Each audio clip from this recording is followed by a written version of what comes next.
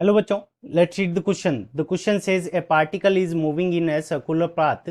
The acceleration and the momentum of the particle at a certain moment are a vector is equals to 4 I cap plus 3j cap meter per second square, and momentum p vector is equals to 8 I cap minus 6j cap kilogram meter per second. The motion of the particle is option A uniform acceleration, uniform circular motion, option B is accelerated circular motion, and option C is deaccelerated circular motion, and option D is we cannot say anything about a vector and p vector with a vector and p vector only. ठीक है बच्चों.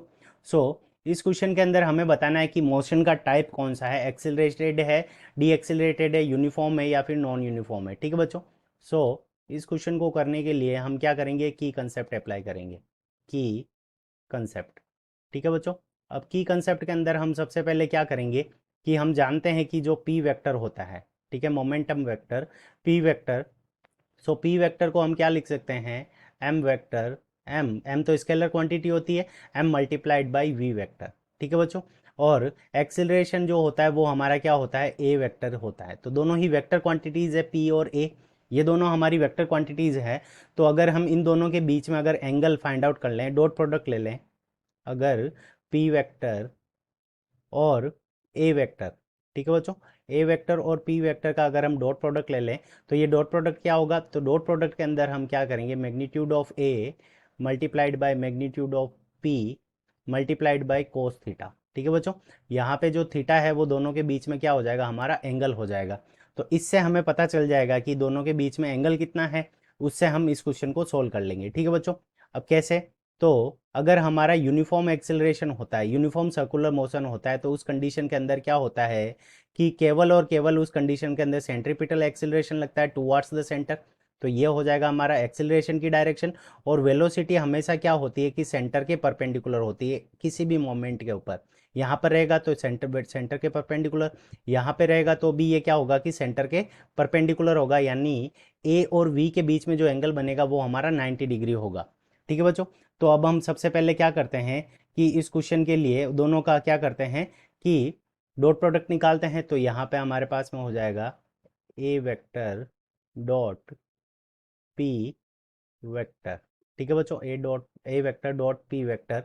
तो ए vector की value हमें कितनी given है, 4 I cap, 4 I cap plus 3 J cap. और इन दोनों का डॉट प्रोडक्ट निकालना है किसके साथ में, 8 I cap minus 6 J cap. ठीक है बच्चों.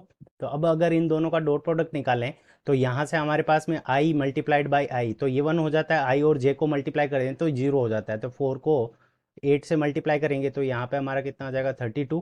और 3 को 6 से मल्टीप्लाई करेंगे तो यहाँ से कितना आ जाएगा, -18. ठीक है बच्चों. इज इक्वल्स टू यहाँ पे हमारे पास में कितना आ जाएगा, ये आ गया 14. अब ये किसके इक्वल होना चाहिए, ये होना चाहिए मोड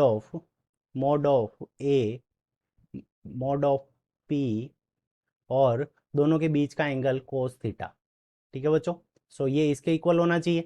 अब देखो ए का अगर हम मोड निकालेंगे तो 4 का स्क्वायर प्लस 3 का स्क्वायर और उसका स्क्वायर रूट लेंगे तो यहाँ पे इसका मोड कितना आ जाएगा, 5 मल्टीप्लाइड बाई 8 का स्क्वायर 64 और 6 का स्क्वायर 36, 64 और 36 और फिर उसका स्क्वायर रूट लेंगे तो यहाँ पे ये हमारा कितना आ जाएगा, 10 कोस थीटा. ठीक है बच्चों. सो यहाँ पे हमारे पास में जो कोस थीटा आ जाएगा, is equals to cos theta is equals to ये हमारे पास में कितना आएगा, 14 डिवाइडेड बाई 50. ठीक है बच्चों. सो इसको हम क्या लिख सकते हैं, 7 डिवाइडेड बाई 25, 7 डिवाइडेड बाई 25. तो थीटा इज इक्वल्स टू हमारे पास में क्या आ जाएगा, कोस इनवर्स 7 डिवाइडेड बाई 25. ठीक है बच्चों. 7 डिवाइडेड बाई 25, तो ये वैल्यू आ गई. यानी थीटा की वैल्यू 0 नहीं है, इसका मतलब uniform acceleration, uniform circular motion है नहीं. ठीक है बच्चों. और यहाँ पे डी ऑप्शन भी, क्योंकि यहाँ से हमारे पास में थीटा आ गया तो हम बता सकते हैं. अब तो इसका मतलब ए ऑप्शन और डी ऑप्शन हमारे इनकरेक्ट हो गए. अब बचता है हमारे पास में एक्सेलरेटेड सर्कुलर मोशन या फिर डी एक्सेलरेटेड सर्कुलर मोशन. अब क्या होता है कि जब एक्सेलरेटेड सर्कुलर मोशन होगा तो उस कंडीशन के अंदर हमारा क्या होगा कि जो एक्सेलरेशन होगा वो वेलोसिटी की डायरेक्शन के अंदर होगा, एक एक्सेलरेशन का कंपोनेंट. अब यहाँ पे जो थीटा है वो क्या है, लेस देन 90 डिग्री है, ठीक है बच्चों।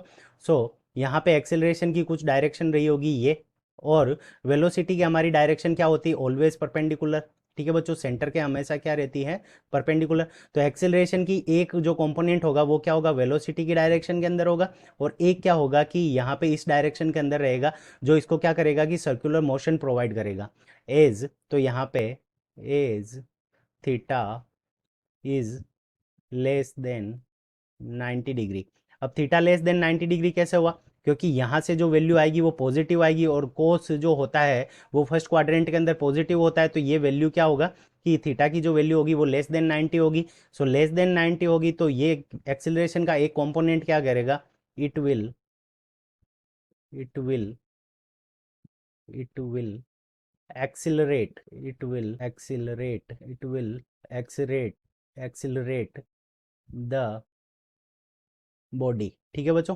तो थीटा अगर हमारा लेस देन है 90 डिग्री से, तो हमारा क्या होगा कि एक्सेलरेशन का एक जो कंपोनेंट होगा वो क्या करेगा कि इसको सर्कुलर मोशन करवाने के अंदर हेल्प करेगा, और उसकी वेलोसिटी को क्या करेगा, इंक्रीज करेगा। सो हमारा option number B, accelerated circular motion, is the correct answer of this question. I hope you understood it well.